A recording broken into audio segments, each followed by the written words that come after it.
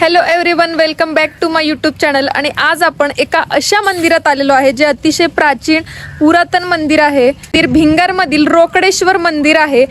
अतिशय सुंदर मंदिर आहे। मी तुम्हाला पूर्ण मंदिर दाखवणार आहे। आणि 2 वर्षापूर्वीच इथे रामायण वाटिका म्हणून नव्याने सुरू झाले आहे। मागच्या साईडला मंदिराच्याच इतकं सुंदर आहे ते सुद्धा मी तुम्हाला पूर्ण दाखवते। संध्याकाळी जर तुम्ही आलात, शक्यतो ते संध्याकाळी 6:30 ते 8:30च्या दरम्यानच चालू असते, दिवसभर चालू नसतं। आणि संध्याकाळी कारंजा वगैरे पण असतात, त्यामुळे खूप सुंदर वाटतं। तुम्ही संध्याकाळीच या, म्हणजे तुम्हाला कारंजा वगैरे ते रामायण वाटिका पण बघता येईल आणि रोकडेश्वराचे दर्शनही घेता येईल। व्हिडिओ खूप जास्त इंटरेस्टिंग होणार आहे, त्यामुळे व्हिडिओ शेवटपर्यंत नक्की बघा। आणि चॅनलवरती नवीन असाल तर चॅनलला सबस्क्राईब नक्की करा। हे रोकडेश्वराचे मंदिर अहिल्यानगर जिल्ह्यातील भिंगार येथे Nagarwala road armoured corps centre जवळ आहे। हे मंदिर भिंगारमधील मुख्य लष्करी भागाजवळ आहे। अहिल्यानगर बस स्थानकावरून भिंगारसाठी ऑटो रिक्षा किंवा खासगी वाहने सहज मिळतात। हे रोकडेश्वराचे मंदिर अतिशय विस्तीर्ण परिसरात आहे। मंदिरात आल्यानंतर मन अगदी प्रसन्न होऊन जातं आणि हनुमानाचे दर्शन घेतल्यानंतर आणि येथील हनुमानाची मूर्ती देखील अतिशय सुंदर आणि मनाला आकर्षित करते। मंदिराच्या मागील बाजूस एक अत्यंत देखणी आणि सुंदर रामायण वाटिका म्हणजेच बगीचा तयार करण्यात आला आहे। यामध्ये रामायणातील विविध महत्त्वाचे प्रसंग आणि घटना मूर्तींच्या माध्यमातून हुबेहूब साकारण्यात आल्या आहेत।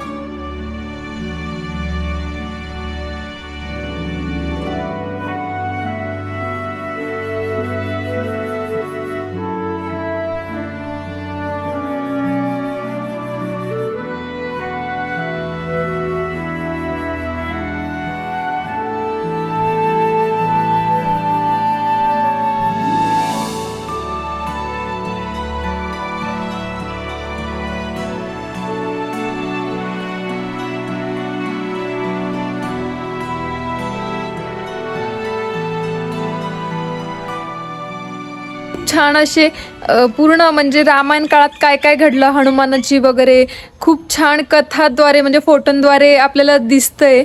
तुम्ही ते नक्की अवश्य भेट द्या, खूप छान आहे हे सगळं। श्रीरामांचे छोटेसे मंदिर सुद्धा आहे इथे।